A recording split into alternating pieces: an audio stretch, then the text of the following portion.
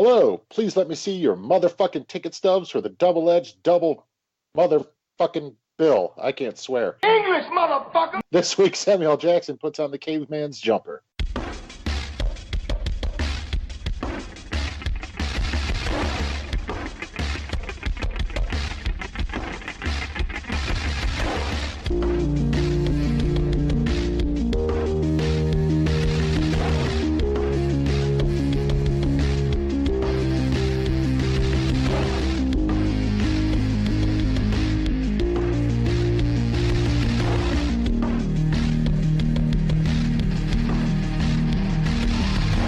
Each week, Adam Thomas and Thomas Mariani will come to the table to discuss the randomly selected yin and yang of a double feature.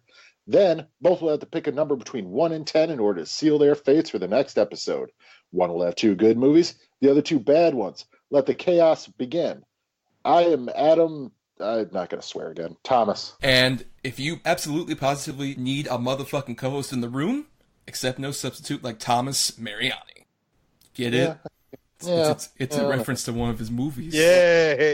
It was a good one. I appreciate it. Oh, hold up! Barging into the room, returning guest. You might recognize from our horror remix episode way back around Halloween, is podcast host extraordinaire in his own right, Shakyl Lambert. Shakyl, how are you? I'm good, motherfuckers. How y'all motherfuckers do it this evening?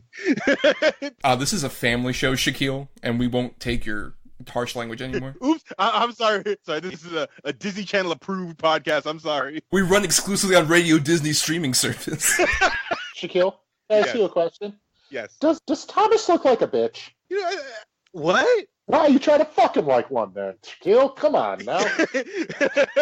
Okay, I'm going to stop the staged reading of Quentin Tarantino scripts right now. Yes. So, Shakyl, we've brought you back here, and we obviously gave you a list of topics, and you immediately went for our topic today, which is the career of Mr. Samuel Jackson. Why him in particular, Shakyl? Honestly, I feel like it's weird to say that he's one of my favorite actors, because I feel like he's one of everyone's favorite actors. Like, he's so immensely versatile in everything he's in. His charisma can make an awful movie even slightly bearable for the most part. Yeah, no, I just love the dude. Simple as that. Yeah, I don't know that he's, like, I really like him too, but I don't think a lot of people would list him as their favorite actor. I think a lot of people really like him, and they gravitate towards him, and, like you said, his charisma. But I don't think a lot of people, if you flat out ask them their top 3 or top 5, that he would be in the list. Well, I would say he's more just like, he's a very ubiquitous actor. I mean, he's sort of like our modern context for like a Michael Caine, where Samuel Jackson is not so much a well-recognized actor because of one specific role as much as Samuel Jackson is eternal. He has been and always shall be in some regard. Even in the worst movies, Samuel Jackson is there to work. Like, even we've covered something like The Spirit on the show, Adam. And you can definitely say with that movie, he isn't not putting in his usual Samuel Jackson shtick. No, he's going for it full gusto. I mean, I could think of like 1 or 2 movies where he sort of sleptwalked through, but that's not a lot given the scope of his filmography. I mean, that's like nothing. I mean, the guy always at least shows up. He just loves working. Right. I mean, he does Capital One commercials, for God's sakes. Why does Samuel Jackson need to do Capital One? He doesn't, but he does it because, hey man, it's a paycheck. He's honestly one of those people that even though you'll see him in like direct-to-video, like schlock or whatever, you're never like, you're not above this. You're just like, hey, he just likes doing what he does. Like, you're just like, it adds a little bit of credibility to it, even if he might be not good in it. And of course, like we mentioned at the end of our last episode, the fact that dude is 70 is mind-blowing. He still looks 50 at best. At best. Yep, and the fact that he was fucking 46 when he did Pulp Fiction. When y'all said that, I did not believe y'all for a minute. Right, considering especially, like, most people probably first recognized him in Pulp Fiction, but he was around for at least a solid decade before playing bit parts. Like, of course, one of my favorites, Coming to America. Yeah, when he shows up with the shotgun. Yes. And they beat his ass with a mop handle. Yes, they do. Just the fact that dude has gone through so much. Like, before Pulp Fiction, that dude was like a serious drug addict, and he was going through, as you can tell from any of those early roles, he's definitely kind of spaced out, kind of druggy, and obviously, like, Jungle Fever was like his first big, like, oh wow, this guy's noticing attention, and then Pulp Fiction made him a star from there. What would you say is like an underrated Samuel Jackson role? Shit. You just put me on the spot right there. I'm gonna just look through like all the stuff that I've, like we said, he's been in a bunch of shit. I say that the brief moment he's in 1408 because honestly, that's one of my favorite Stephen King adaptations. I think he's really great in that for the brief moment that he's in. I'm trying to think of other stuff right now. I'm trying to just like buy time. Go back to you in a minute. Right. We'll come back to you. I think we've covered one on the show. I think, honestly, his best performance in anything, because he manages to be a lot more subtle and a lot more intriguing, is Unbreakable. I think that is such a masterclass, very understated performance, and I wish he would do that more. He's done it a few times since and before Unbreakable, but I would love to see him do more quiet, understated performances like that. Mm-hmm. Yeah, no, I definitely agree, man. When he's, I don't know that restrained is the right word to use, but when he is a little bit more subtle in his performances, I mean, the guy really has chops. I even love, like, his bit part, like, the other guys in the very beginning. I think he's hilarious. I love his voice work, like in The Incredibles and things like that. Even though it was kind of a shit movie, but even him in Lakeview Terrace, he was really, really good. And like my other choice, Black Snake Moan, I mean, he's just fantastic in that movie. Even though it's technically like an anime, I'll say fucking Afro Samurai Resurrection because it is an anime film. He's great in that. In terms of like the major shit, we've all known like the Nick Fury and the fucking Frozone and all that stuff. I want to point out The Hateful Eight. The Hateful Eight is probably my favorite role he's done in a long time, especially because this is probably one of the biggest ones that he's had in a minute because he's essentially the main star of the whole fucking thing. Right, an ensemble piece, he really sticks out. And I mean, we talked, I had some issues with The Hateful Eight, but not one of them is Samuel Jackson. It's a phenomenal turn from him, yeah. For sure. But we're not discussing any of those films specifically tonight. We're going for very obscure, to say the least. Man!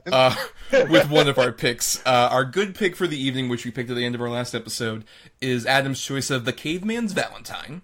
And then our bad pick is the 2008 film Jumper. One of those you might have heard of, and the other one, you're like, what? You've definitely never heard of. Probably not. So let's go ahead and enlighten you now on The Caveman's Valentine. Yo, Caveman! You went to Juilliard, huh? How the hell did you wind up here? Daddy, you live in a cave. My home is not a mansion, but it suits me fine. Cops think he froze to death. It's reasonable for us to assume that that's what happened. Very reasonable, except for one thing. He was murdered. Thomason! You see me? I see you right back! So, The Caveman's Valentine came out March 2nd, 2001.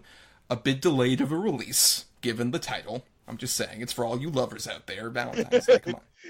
Smooth jazz. Exactly, yes. From Casey Lemons, who is mostly an actress you might recognize from stuff like Silence of the Lambs, and she had previously directed Eve's Bayou, which starred Samuel Jackson and was produced by him. He was a big proponent of her as a director, and I guess by extension, Adam is the third biggest supporter of this movie. Because, like we kind of mentioned, this is a very obscure film that I was not really quite aware of, and Shakyl, you even said you had no idea what it was till we told you we were doing this. Yeah, the day that Thomas told me, like, the films that we'd be watching, I didn't want to be rude, but I was like, what the fuck is The Caveman's Valentine? And that was literally the first I had ever heard of that film. Like, not even just like something I'd heard here in passing. Like, that was the first time ever. So to answer your question, Adam, what the fuck is The Caveman's Valentine, since this was your pick? Well, I mean, what do you want, a synopsis or why I picked it? I mean, both would probably help our audience. Okay. Well, I'll tell you why I picked it first. Back in the day, there was a video store right by my house, and I used to buy cheap VHS movies and just watch them while I would draw and stuff like that. And I believe this was Lionsgate, right? Every Lionsgate movie had this movie's trailer attached to it. If it wasn't Lionsgate, whatever, the same fucking company. I don't know, what do you want from me? Oh, it was Focus. Focus Yeah. Features. Focus, there you go. Every movie had this trailer attached to it. So I'm like, what the fuck is this? I got to see it. I watched it. I really liked it then. I won't, but the basic plot synopsis: there's Samuel Jackson. He is literally a caveman, as in he's a homeless man who lives in a cave. and turns out he's like a virtuoso pianist, and he thinks there's some giant conspiracy against him, and he finds a frozen dead kid in his tree, and it sends him off on this spiral paranoia / trying to be a detective thing.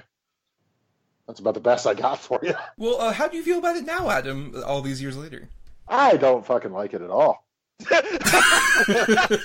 Well, it's just it was trying too hard. The whole movie's trying too hard to be something that is probably better left to book form. Right, yeah, it's based on George Dawes Green's book, which he adapted for the screen here. And you know what, Shakyl, how'd you feel about this, going in so blind? this honestly, like, I was trying to get with it. I don't hate it, but I think this is really, like, there's a reason why there isn't really like a following after this, because this, honestly, it feels like a TV movie that just happens to have Samuel L. Jackson in it, and it's a shame. Like, there's a couple things that it tries to do that's kind of novel, but then they're just kind of distracting, and I know we'll touch into them in a little bit. In a shocking twist of fate, I might be the defender here, just in terms of, I thought it was going somewhere interesting in the first half of the movie. I think the first half of the movie is the most intriguing thing, where you get a sense of Samuel Jackson playing this particular character, but I don't think he's necessarily being too malicious with this, because there's a lot of ways this could be extremely awfully offensive as a performance, and I don't think it quite is from Samuel Jackson. He's obviously being over the top at points, but also I think he at least treats this character with sincerity, and I do also like Casey Lemons' direction in terms of, like, seeing things from his perspective, in terms of there's certain points where he talks about, like, all these Mothmen that are inside his brain, and it's literally presented as, like, these Adonis-type athletic figures who have giant moth wings. It looks like if fucking Candyman went to, like, Chippendale. That's accurate. That's so accurate. Jordan Peele, remake is going to take a lot from this movie, clearly. Yes. He just releases this movie with new dumb dialogue. Exactly, yes. But I think just other, even like some of the more subtle touches, like when like the green light shows up and certain other things like that. I think Casey Lemons at least has a lot more interest in showing things from this homeless character's perspective and his sort of mindset. And if anything, I just think there's a specific point where this movie goes from, this could be intriguing, to, oh no, this just fucked everything up. I don't know if you guys can guess which moment that is, but it's one specific moment where I'm like, oh. I legitimately don't know, because it feels like it just kind of like progresses in a way that it just felt like it was all maybe that second part. But I'll say that I do agree with you to an extent with, like, the visualization of showing him, because he is like a paranoid schizophrenic. And there's points, when he's like during some of his main bits of paranoia where you do see like the freaky visuals and stuff. But there's a lot of times where it feels unnecessarily distracting, where it doesn't even feel like it's a good way to show that, like, this can happen at any point. It just feels like they're just doing shit just for the sake of something to happen. I agree with that. It feels like whatever he had written and described on the page, he also had to get it in the movie, which, some of that shit is probably way better left to your own imagination. Like, there's that scene where he's playing the piano for, like, the photographer and, like, all the people or whatever, and then he starts getting that mental break where, like, he starts seeing, like, the green rays and everything, and that part I think they did pretty well. There's a point where there'll be conversations and they'll just have random flashes, and it'll turn into, like, some weird MTV style editing. Granted, it's not something like in Saw where it's crazy all the time, but it's still, like, those moments feel really distracting, as opposed to, like, the ones, like, where he's playing the piano and stuff like that. I want to know, though, Thomas, because I'm not sure what scene you mean. It's a great mystery, just like this film. I'm building up so much suspense. It's when Ann Magnuson fucks him. You know what? Never mind. Now that you say that, yeah. That was the absolute point where I was just like, oh, movie, no. This is bad for a number of reasons. Mainly, like, it makes no sense for really either character, who didn't seem sexually attracted at all to each other. And then also the fact that, Ann Magnuson, you're taking advantage of a man you clearly can tell has severe, like Shakyl mentioned, some sort of schizophrenia or some sort of mental issue, and you're fucking him? You're taking advantage of this man? It's really just icky. Yeah, and that whole character, too, where it's just like, she's just there so that they reveal one bit of information about this mystery, which we should technically mention this is a mystery film about this death that happens. And I'll say, I wish they kind of built on less actually solving the mystery the way they did, and more of the relationship between Samuel Jackson and Adam left this out, his daughter, who is a police officer, Anjanou Ellis. I think sister girl from Undercover Brother. That is true. That is who she is. Holy yes. shit! Yep.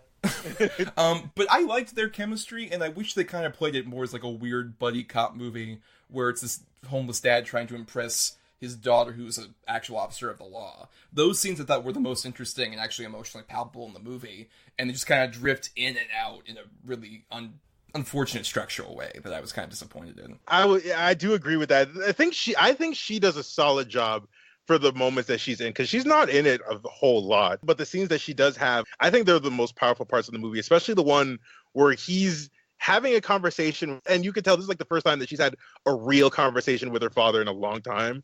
But the fact that he's so driven to solve this mystery, and you just see like the heartbreak in him, like that is really good. And I wish there was more of that in this movie.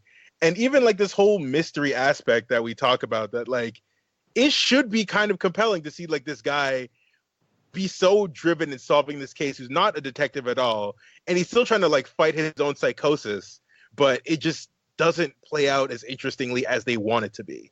And I don't know why I even kind of liked this movie the first time I saw it, to be honest. Like, I don't know what I saw then. It had to have been drug or drink addled. It absolutely had to be. But I will say, we didn't mention it yet, but I do like Colm Feore in this. I'm actually a fan of his.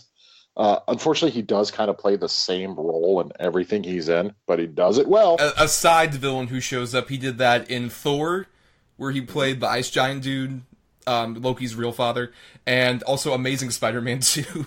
And the Chronicles of Riddick. And Chronicles of Riddick. He's that kind of guy. But I do agree that I like him in the scenes where he actually like confronts Samuel Jackson, and there's a bit of back and forth between them. He has like an interesting, sinister edge as this like photographer who maybe did something, but then again, it's Colm Feore, so you're like, oh, he's a red herring, right? When are we gonna get to the real thing? That's for sure. All of that. I mean, honestly, when this came out, I don't think he was that sort of typecast yet. No, this is sort of the origin point of that. This is his origin story.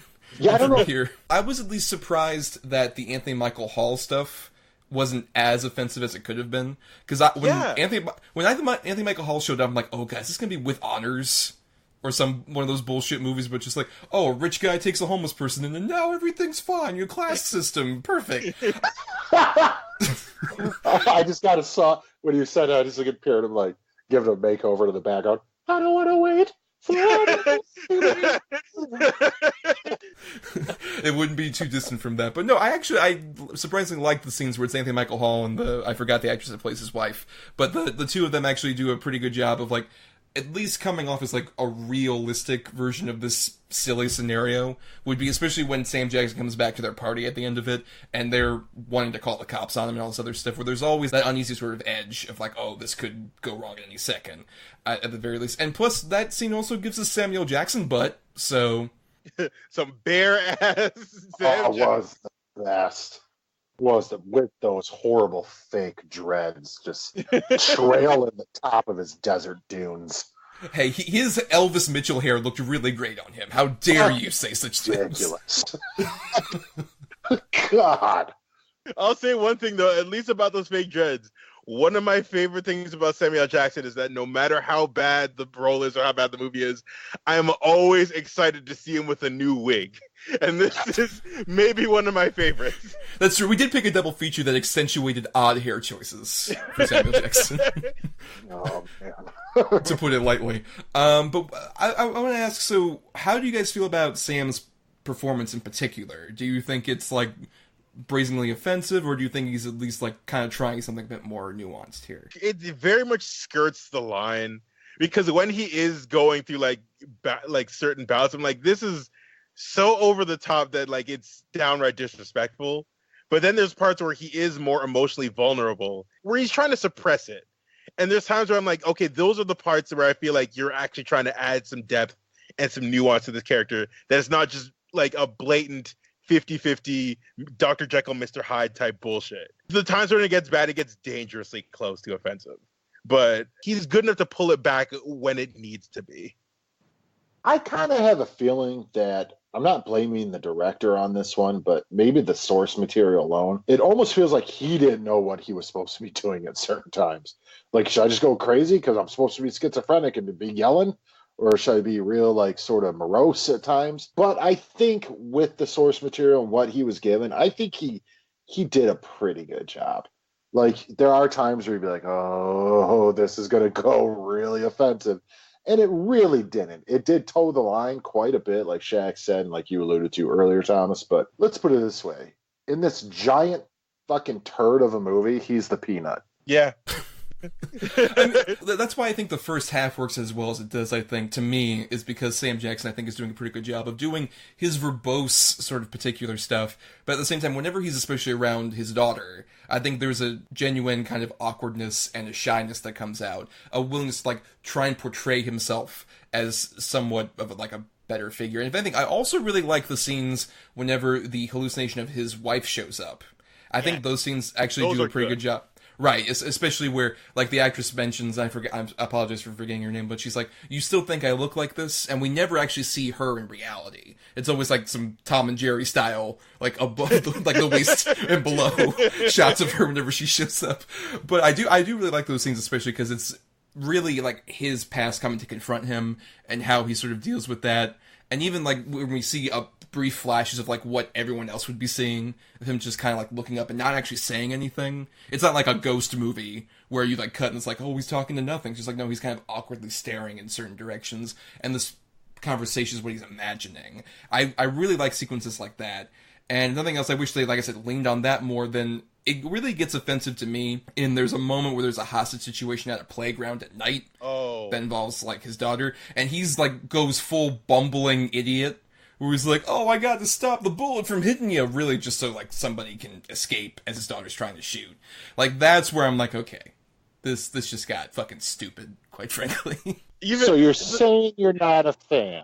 I'm saying I'm not as mad at this movie as much as I'm disappointed in it. Yeah, I guess. Oh, that's so much worse. Well, yeah, because I think there's a lot of effort being put into this. This is an example of, like, a bad movie where it doesn't feel like there's much effort going in. It's because it's so earnest is why I think it's more disappointing to me, because I could see this sort of work as, like, maybe, like, a Raymond Chandler-style mystery, where it's a guy who does sort of, like, bump into situations and kind of grasp clues from, like, his untraditional sort of means, and I think that's what they're aiming for. But especially when, like, the whole reveal happens of who it is, and the back and forth about, like, oh, this guy was a model for Comfior, but he was actually pretending to be the guy who got killed, and all this other shit. So convoluted. It is. It's ridiculous. It's really fucking ridiculous. Unnecessarily so. To the point where when they're finally doing that big reveal, I'm just like, I have no idea where the fuck this is going. Just get to it. Just say you're the villain, because we know, because you were already sketchy looking from the get-go. Yeah, that actor who looks pretty much like if you melded all of the creepy white dudes from the early 2000s into one being, that's our villain. You can put half of Wes Bentley's filmography in here. Wes Bentley's one of them, like a Steven Dorff. There's a few others that you, like, put into a cauldron, and this guy just sifts out of it. Jake Gyllenhaal from Donnie Darko. Yes, sugar, spice, everything nice, exactly, Adam, yes, that's... I guess we'll go into our final thoughts then. Shakyl, our guest, your final thoughts on The Caveman's Valentine. This is honestly really, really forgettable. Samuel Jackson, like I said, he does a good job in the right moments, but there's a lot of times where he's just playing it too over the top. This whole thing just really does feel like an extended episode of a police procedural. Like, this feels like a Law and Order episode, but instead of focusing on the cops, they focus on the one witness who just decides to take shit in his own hands. The supporting cast isn't bad either. Like, the thing is, no one here is excessively bad as much as it's just the story itself is just really, really uninteresting. And that's, again, it's a shame to see that, but that's all I got. Adam? I actually not disagree. I actually completely, I disagree with everything Shaq said. This movie's perfect. A swerve. Yeah, at the end. No, I completely agree. And that's a really good way to put it too. That none of the performances are like, you're not mad at any of the bad acting. Nobody really everybody's trying somewhat. It's the story itself sort of betrays the actors. It's not the directing. I honestly do think it's the source material. I don't think anybody knew what they were doing, and it almost feels like Casey Lemon's got another shot to make, which I'm assuming must have been maybe a semi-popular book, adapt it into a movie, and she got the chance and she took it, but I just don't think there was enough there to garner an entire film. I think this movie's really weak, and it is ultimately forgettable. Yeah, and it's weird to say that about a movie where Samuel Jackson puts a match in his mouth and lights up like a jack-o'-lantern, which is literally what he says he does. Which, by the way, precedes immediately the sex scene that happens, which doubly. Why are you fucking this guy who has the mouth of, that has clearly a match burn in it? Well, why are you fucking this guy? There's so many problems with that. That is really the scene where it just all falls apart. And in a way that I was kind of disappointed, because when Adams, brought this up, I thought, okay, this is a weird choice. I mean, I get you were trying to avoid Quentin Tarantino or Marvel movies, which I understand, and there are plenty of options. The obvious. Right, yeah. Though, for the record, there were plenty of Spike Lee movies you could have fucking picked. But anyway. Hell, if you're going for Hidden Gem, personally, I'm a big fan of 187. I think that's a really, really good Samuel Jackson role. That is my most underrated Sam Jackson role. I have no idea what that is. Oh, dude, it's him as a school teacher in this really crime-infested area, and the gangs are after him. It's led by Clifton Collins Jr. in an early role of his, and it is in fucking tense, dude. I'm reading this right now on Wikipedia. This is his first top bill starring role. When was this? 97. That makes sense. So I would have been down for that. Oh, I guess everybody, the podcast is over. Let's all just quit. We're all done podcasting. Listen. It's not your fault. You didn't realize that this shit wasn't you had a good memory associated with it. So you're hey, maybe it'll kind of hold up. So I do not blame you in the slightest. I've had that shit happen to me before. I'm that movie's actually really bad. Well, no, right. And the thing is, I can at least say, for my money, it's at least a more interesting movie than our bad one, in that I think there's a lot more interesting effort put into this. It feels a bit more cinematic. I think it's trying for so much and just not achieving it, which is more admirable to me than an outright terrible movie. He has done far worse movies than this. Listen, it'll never be as bad as something like The Spirit. Yeah, the Spirit might be the bottom of the barrel. Have you guys seen Arena?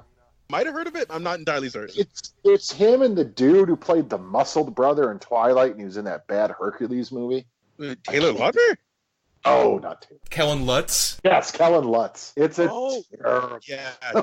Or The Man with Eugene Levy. Oh my God, I forgot that existed. I've seen that.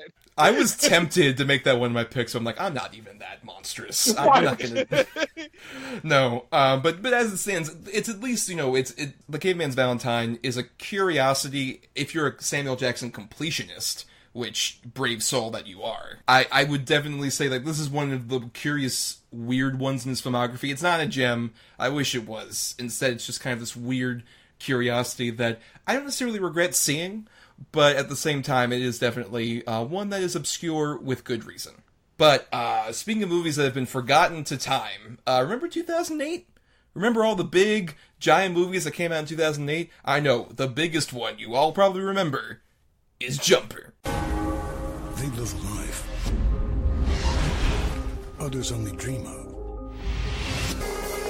But their freedom comes with a price. You think you could go on like this forever? Living like this with no consequences?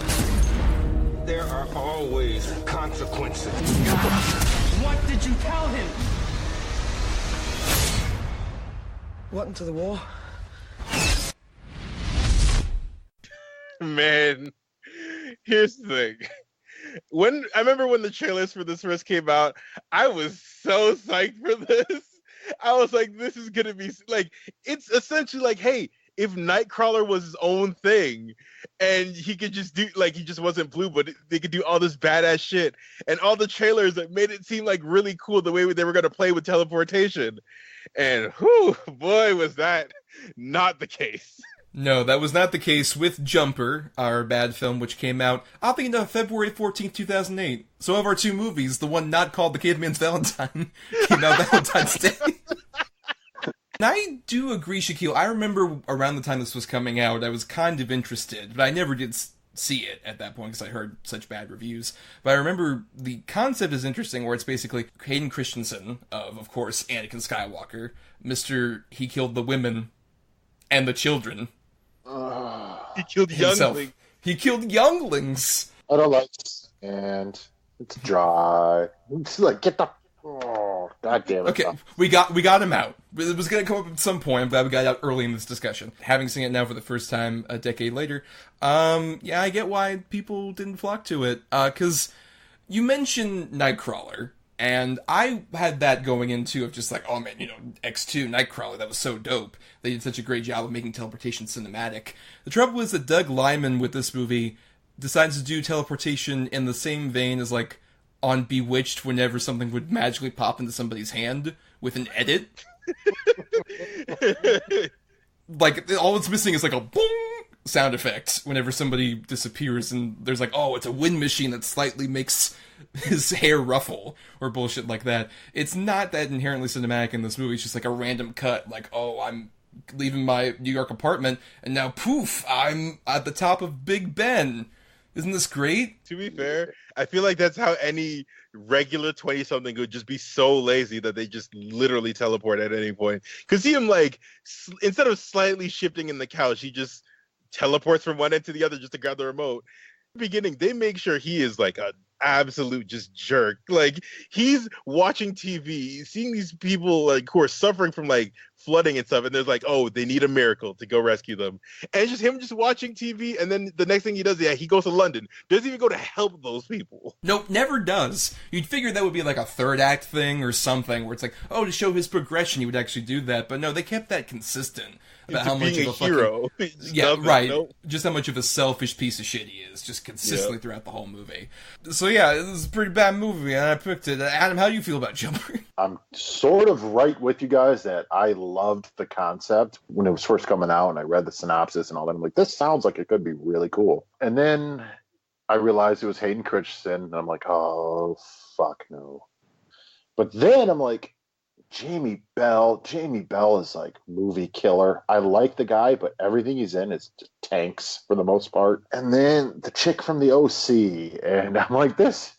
And then Samuel Jackson with that fucking hair. Yeah. Crazy wig number 2. This movie had so much potential, but then it's like, David Goyer's involved? Oh, no. Everyone's favorite, David Goyer. Everyone's favorite. Blade Trinity. He made Dracula like the word motherfucker for some reason.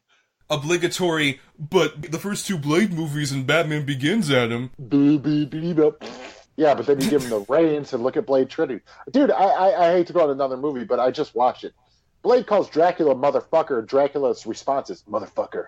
I like that. What? Yep, as delivered by Dominic Purcell, a.k.a. Buff Steve Carell in that movie. That's all I could think of while watching the fucking movie. Oh my lord. That's what he fucking looks like. But anyway. Jumper is garbage. It's a really cool idea, but it just doesn't deliver on any of the premise or promise that it has. Like Shaq even said, he's watching the TV, and you had said the third act should have been even to ape it with great power, great responsibility sort of idea. They don't even try. He's just a piece of shit who wants money and the girl. And that's the thing, is that there's the consequences, as Samuel Jackson says. There's always consequences! And the only consequences are really these paladin people who like Samuel Jackson or Diane Lane, which we'll get to. Yeah. Fuck that whole thing. But that whole idea of like, oh, there's always consequences, yet really with being a jumper, there isn't any for Hayden Christensen, because like, oh, I might be a jumper, but I can always have a base of an apartment in New York, which is the complete opposite of consequence. He's able to just like have this big lavish apartment and then go around and do whatever the fuck he wants, really, unless a paladin shows up. They create this supposed universe where it's like, oh, these paladins always hunt them down. Why? Is it like a religious thing? Is it something that like they're compelled to do? There's no real motivation except to be some kind of consequence. They do kind of allude to it being religious, because Samuel Jackson does say like only God should have the power to be everywhere at once. So like, okay, so it is kind of like a religious sect, I'm thinking, kind of thing. But their only way of making Hayden Christensen's character not evil or not like a dick is like he leaves a note, because the way he gets his money, he robs banks by just literally just teleporting into the vault. But he leaves a note saying, I'll pay it back later. He never does. No. The thing is, he could have amassed all that wealth in his whatever age he is, I'm guessing early 20s, and then just stopped jumping, and he would have never been caught, ever. Okay, and so say there is a religious thing. Only God can be everywhere at once. They did nothing with it. Oh, no, absolutely. They did not. Shame on them for wasting Michael Rooker. I forgot he was in this until he showed up. I was like, oh boy.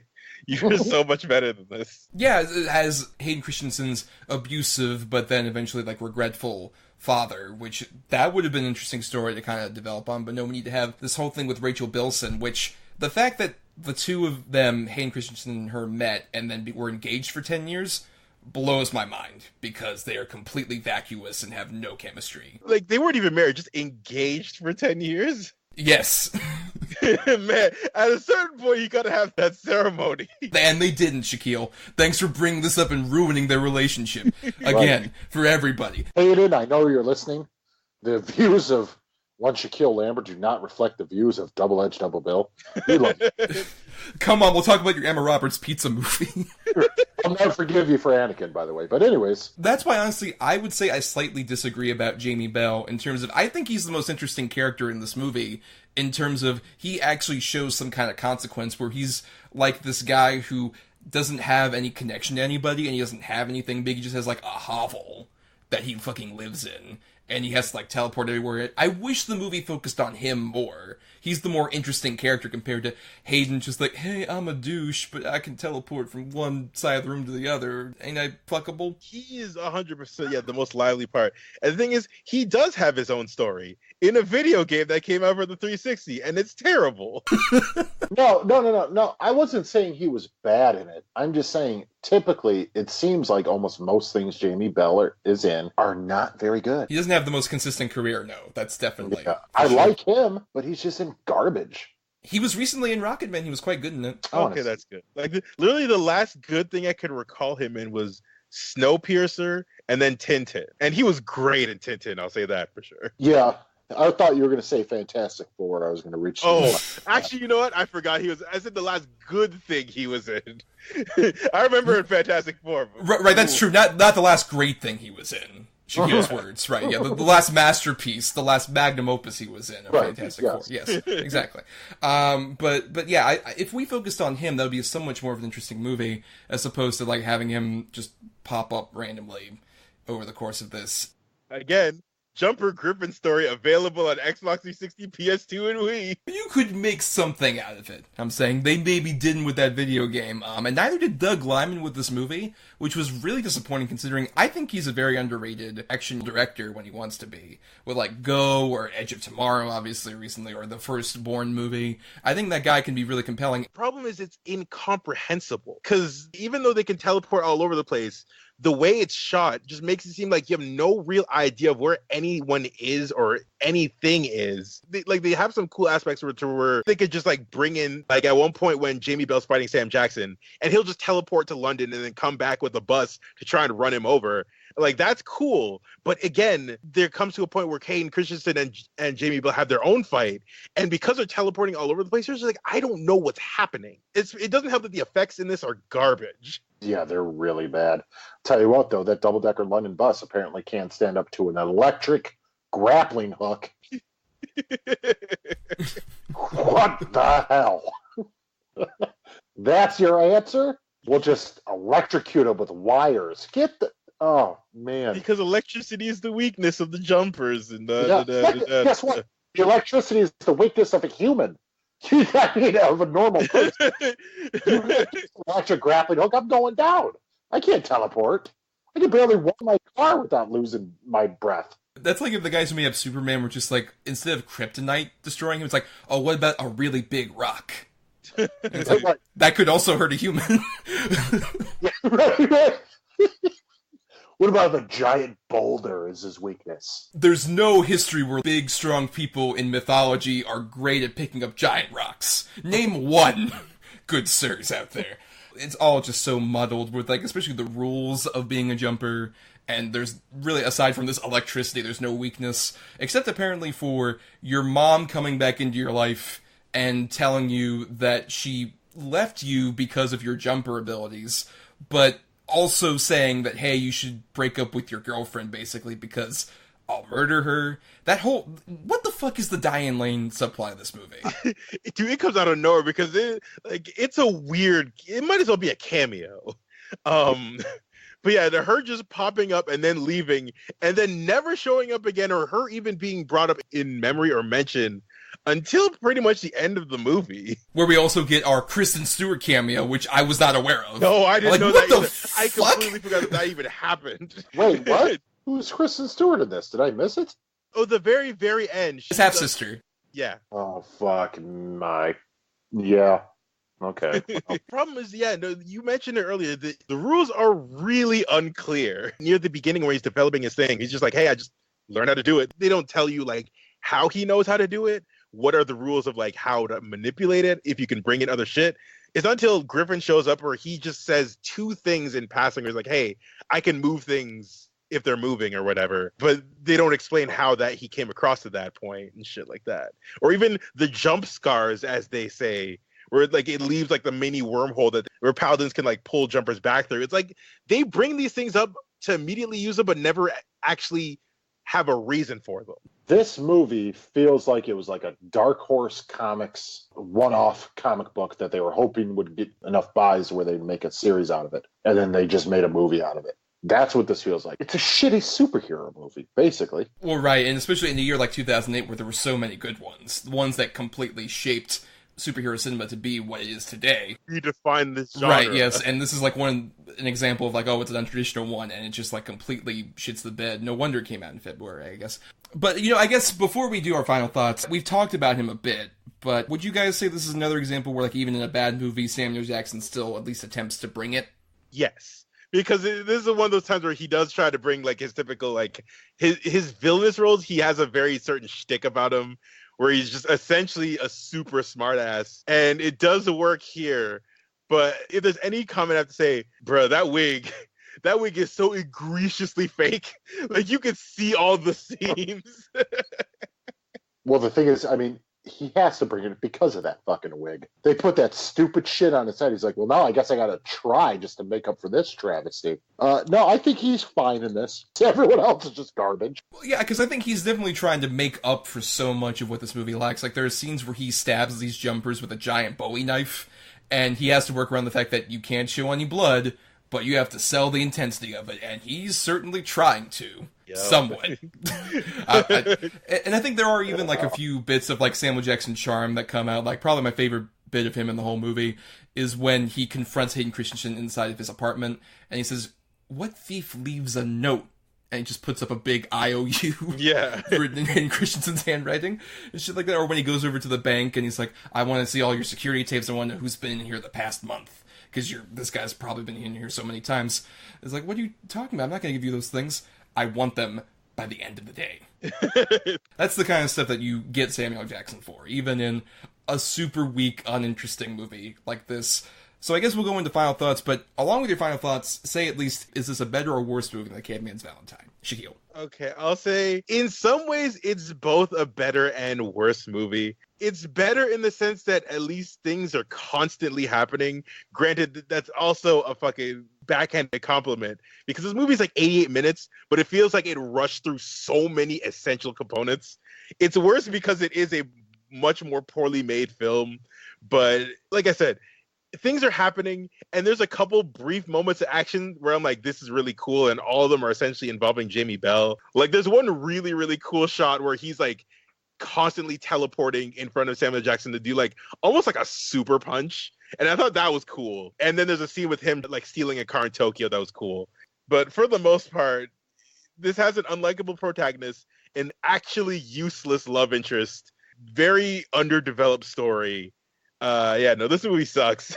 But I'm not gonna lie and say I didn't have a little bit of fun with it. Like a tiny, like we're talking like 0.10% of fun.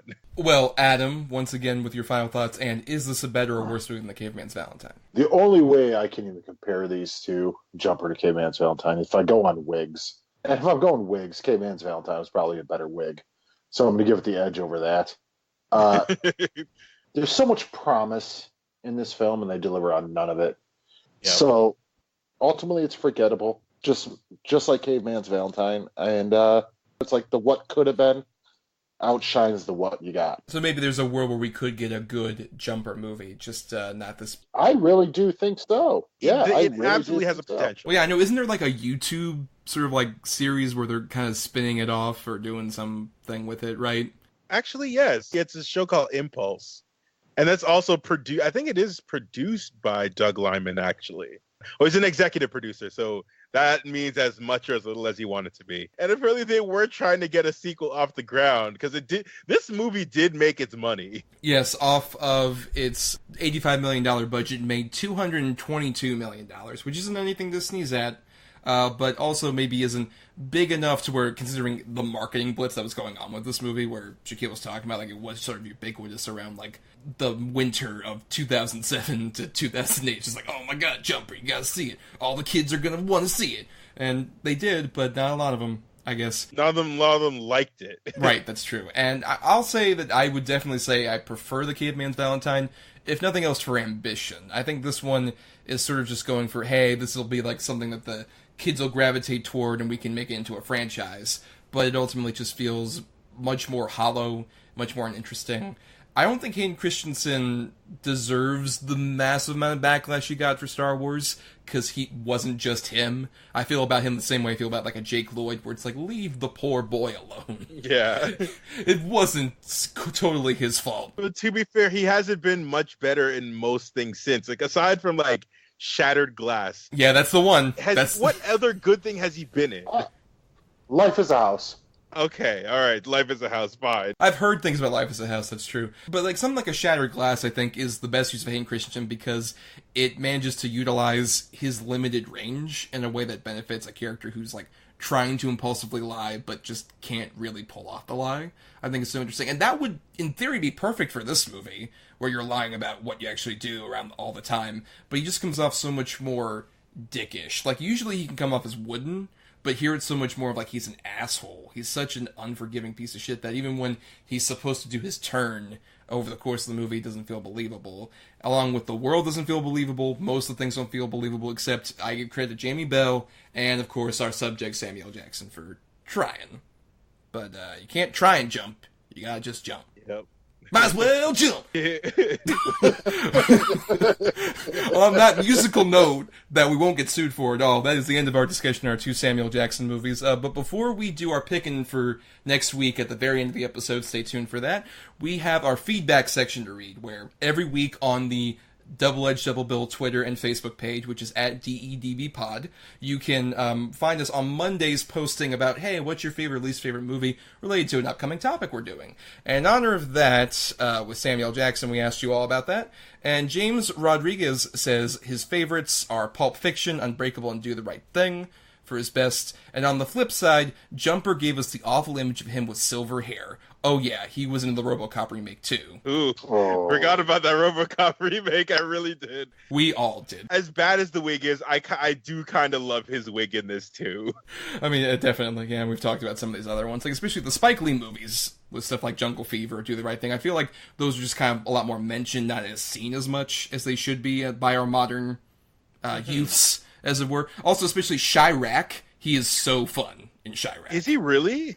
Yes, he plays sort of like the narrator character that kind of brings all of our characters together, and the Greek chorus, as it were, and he's a lot of fun. So it's sort of like a Do the Right Thing scenario where it's like he's just like he's not part of the main story, but he does wrap around the story. Right, to a certain extent, but it's much more literally like a Greek chorus where he'll just show up in his sort of striped suit and just be like, "Hey, motherfuckers, look at me, I'm rhyming." Chirac. Gotcha. That's what he does. Also, I just think that's an underrated Spike Lee movie. I really dig that one. Rachel Hillis says, favorites, Pulp Fiction, of course, Unbreakable, Captain Marvel, the first Avengers movie, The Incredibles, and The Hateful Eight. Least favorite, Jurassic Park. Love the movie, but he was not used well. I will disagree with that, because when we talked about it on an early episode of this show, it's a small role, but it's not necessarily a bad role for him at all. I understand her reasoning for it, but I don't agree. I mean, he made Hold On to Your Butts a great quote that we all still quote from that movie. It's so good. And he's responsible for the best fake arms in movie history. I do love the story about him talking about he was supposed to have this big elaborate death scene where he's chased down by a raptor, and then it just got completely rained out in Hawaii, and he was super disappointed it didn't happen. He just laid a fake arm out. That's true. Also, I'm glad of the Captain Marvel mention, because that was the most he's done in the MCU since, Winter Soldier. And he does a really good job. Yep. It almost reminded me of another role of his, but someone asked about that in a bit, so we'll put a pin in that for a bit. Tori DePina says his favorites include Shaft, Pulp Fiction, Do the Right Thing, Unbreakable, Black Snake Moan, Deep Blue Sea, amongst many others. I even love the RoboCop remake. No lie, I thought he was a terrific Black Bill O'Reilly. Worst, The Caveman's Valentine, Jumper, The Spirit, Lakeview Terrace, Sphere, and Formula 51. UK just wanted to see my mans in the kill. This motherfucker. First of all, fuck you on RoboCop. Second of all, motherfucker, you were on this show and talked about The Spirit ad nauseum to the point to where the hosts of the show couldn't speak. And yet all of a sudden this shows up in your least favorites? I don't believe this is Tori. I believe it's like Dory Tapina. This is his fucking doppelganger. I don't know. As people who have been friends of Tori's for years, Shakyl and I can agree, no, that is 100% Tori. Yeah, that is him. He's a fucking troll. That's what he does. I'll tell you right now, if I ever meet him in real life, hey, I'm going to give him a hug, because he seems like a pretty nice guy. So I still never met him in person, but he's an awesome dude who there's times where I just want to yell at him. I love he that. knows this. Anytime he's watching wrestling and he's drinking, he Facebook messages me. And he'll tell me, you watching this match? Sorry, I'm drunk. For one, we found another person who's actually seen the Caveman's Valentine. That's true. The other thing is fucking RoboCop, dude. Really? No, Tori. I can't wait for the episode where you guys bring it back. And I want to hear just the conversation that leads to that. It's going to be my last episode. Kara Holden says, I'm really upset no one has mentioned Sunset Limited, which I was not aware of. I don't know what that is, so this is new. That's also another thing that's new to me today. No, it's a TV movie that's directed and starring Tommy Lee Jones. It's based on a Cormac McCarthy play. Oh, shit. Well, now I want to see it. Yeah, now I kind of want to see this. Yeah. Brian Stitcher of The Horror Returns asks, actually, I would like to hear your thoughts on A Long Kiss Goodnight, which, of course, is the Shane Black scripted film with him and Gina Davis, which was what you were referencing, Shakyl. It feels like Captain Marvel is basically a loose remake of that movie. Mm-hmm. Yeah, I can see that. I've owned it on VHS for years, but never, ever actually got the chance to watch it. So I know I'm gonna sit down, because it's been on my watch list for years. That's what I hear from a lot of people. It's the same conceit where it's just like a blonde lady who's super badass, has amnesia, ends up teaming up with Samuel Jackson on a buddy cop thing to destroy the man who fucked her over. No, gotcha. Yep, same fucking plot as Captain Marvel. Actually, there's a plucky kid in it, even though just in Captain Marvel's not her kid. I mean, I think it's pretty funny. It's a good Brian Cox side performance. There's things that happen at now that are a little questionable. But no, that's a fun action movie. Mm-hmm. I would argue the one really, really good Rennie Harlan movie. 12 Rounds is a classic. No, Long Kiss Goodnight's a really fun movie. I really like it. Shaq, I think you'd enjoy it. Samuel Jackson's really fun in it. Gina Davis kicks a lot of ass in that movie. But anyway, we also had some feedback from Mr. Jeff Larimore, who's been a supporter of ours for a while, who said, Thomas, great guest spot again on The Horror Returns. This Double-Edged Double Bill episode looks to be great. Thanks, Jeff. We always appreciate that. Yeah, thanks, Jeff. I was on The Horror Returns a couple times, too, but that's okay. No, let's just talk about Thomas.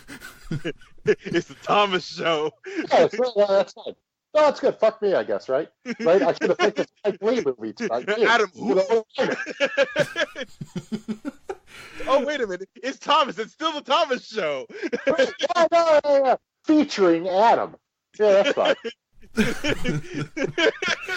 To be fair, I give you first billing all the time. Mostly just because it's a fun coupling where it's like Adam Thomas and Thomas Mariani. Y'all really should have named this The Adventures of Thomas and Thomas like The Adventures of Pete and Pete. That's our spin-off. Get ready for it. But thank you to all of you who submitted feedback, and thanks to people like Chris Oliver for the intro and outro music used in our show. Listen to more of his music at chrisoliver.bandcamp.com.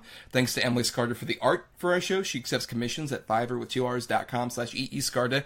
And of course, a thank you to our returning guest, the always endearing Shakyl Lambert. Shakyl, you do a bunch of stuff. Go ahead and start your plug-in. Oh boy, there's a whole lot of shit. You can mainly find me over on the Sequels podcast, where we talk about direct-to-video sequels to popular films. We are over at Sequels. That's Sequels with 2 E's. You can find us there on pretty much anywhere you could listen to podcasts.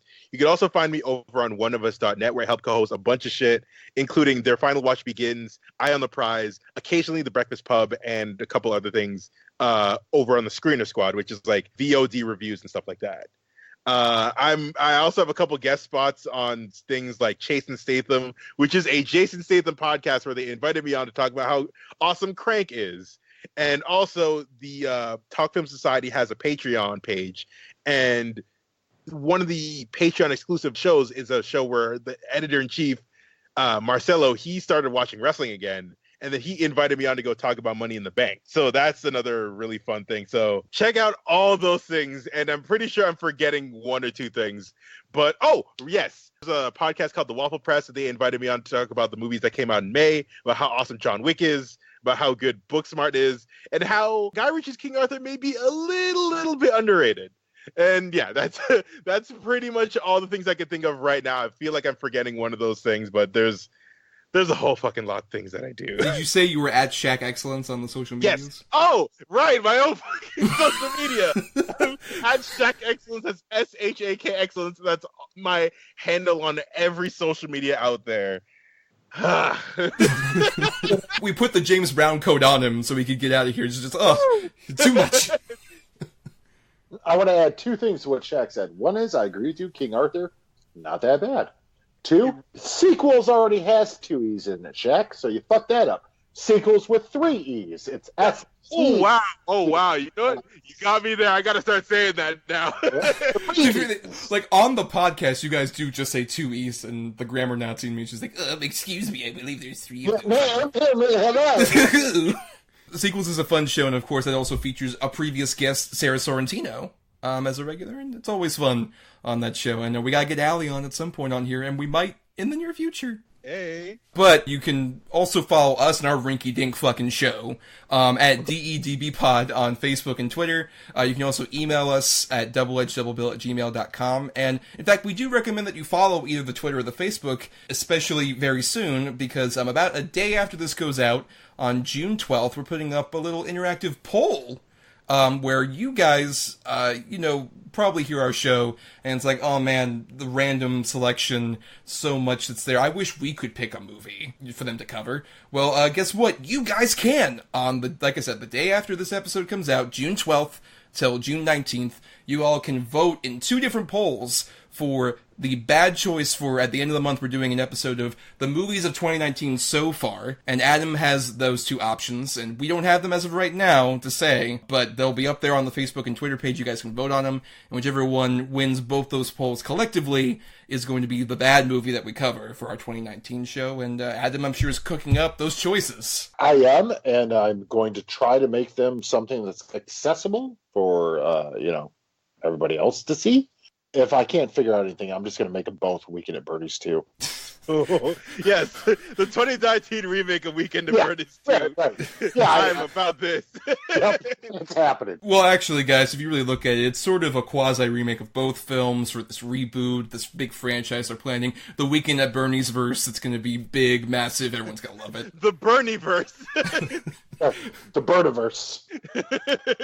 You can also follow me on my own individual account at Not The Who's Tommy. You can read my writings, where it's like reviews and other stuff like that, or posts about this own show at marianithomas.wordpress.com. And you can find Adam living in a cave in New York with big dreads. And apparently I'm a piano genius, but I really only know how to play half of chopsticks because I'm not ambidextrous, and I never learned how to read. All the big reveals just happening. And you can also make sure that we keep on going here by sharing the show around or subscribing to us on platforms like Spotify or YouTube or Stitcher or I guess iTunes for whenever Tim Cook kills it, though. That might be a problem. Yeah, man, RIP iTunes, am I right? I guess it's happening, guys. I don't know. Whatever Apple podcast app that hopefully will work, unlike the current one. This is a damn good show hosted by some damn good people, and you should enjoy it every single week, and you should be paying attention every single goddamn week. Love this shit. This shit is great. You know what? That's a lot of swearing and blasphemy, and I don't know if I want to attach my name to that. This is the Lord's podcast. And the Lord's show. Obviously. We have to do our picking for next week, and because we've got Toy Story 4 coming out, the sequel no one really wants, because they fucking did it fine with that ending. Yep. Don't need it. Nope, we don't need it at all. But Pixar decided to release Toy Story 4, so we're doing an episode about Pixar, which, I mean, I grew up watching Pixar. I know Shakyl obviously did for sure. And I'm sure, Adam, you're a fan to some extent, right? Yeah, I'm a fan. I didn't necessarily grow up with it because I'm a little bit older and more mature than you guys, obviously.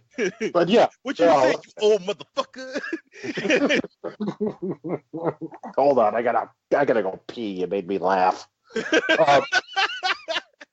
No, yeah, I'm a huge fan. I love Pixar, especially having a child of my own. You know, just having her watch them with me, and she loves them. That's adorable. But, of course, even despite your love, you have the responsibility of doing the bad picks, which are a bit more ubiquitous as of recent, especially with Pixar. They've kind of a bit faded. We'll talk about that probably next week. But you have the two bad picks, and I have the two good picks. And we've both assigned each of them numbers randomly between 1 and 10. And usually we would each pick a number between 1 and 10 in order to seal our fates. But when we have a guest like Shakyl, he gets to pick. So Shakyl, for my two good choices, number between 1 and 10. 4. All right. At number 3, I have one that a lot of people really love the opening of this movie, but I don't think they give the rest of it a fair shake, because I think it's all around a near masterpiece. 2009's Up. Oh, man, you get ready for your emotions to get all fucked up again. Well, I haven't actually. That's one I haven't seen in a while. I haven't actually shown that one to my kid because of the opening. So I'm excited for that. Ooh, now you got to teach them the possibility of, hey, death is a thing. She doesn't know.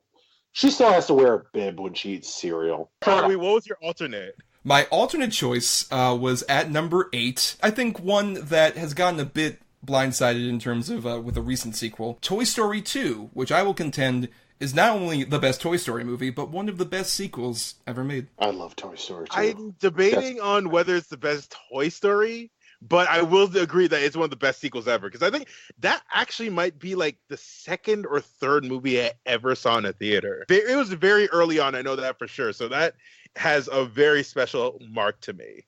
I love that movie. I mean, don't get me wrong, I like Toy Story 3 a lot, but I would argue that it's cribbing a lot from Toy Story 2, which makes it not a bad movie by any means, but still just like a slightly inferior one. But speaking of inferior, now you gotta pick a number between 1 and 10 for Adam's bad choices. You know what? I'm gonna also give you number 4. All right. At number 2, I have The Good Dinosaur. I know a lot of people are not crazy about that one. Well, it's not. I don't think it's necessarily a lot of people aren't crazy about it. I don't think a lot of people saw it because you got to figure The Good Dinosaur came out, like 6 months later, Inside Out came out? No, vice versa. Inside Out came out first, and then The Good Dinosaur. There you go. That's it. Okay, so there you go. Gotcha. Right. So Good Dinosaur just swept up in the Inside Out craze. I mean, people were nuts over Inside Out. Right, and also a bunch of other bigger movies that were coming out around that time. I just remember the people who did see it were just like, it's. Yeah, especially in the wake of Inside Out, they're just like, this is kind of whatever. Right. What's your alternate? If I can guess what it is. I had Brave. Oh, okay. You know what? Never mind. It's not what I thought it was. Right, we all anticipated Cars 2, right? Yeah, exactly. I purposely avoided Cars because fuck those movies, and I also didn't want to do sequels.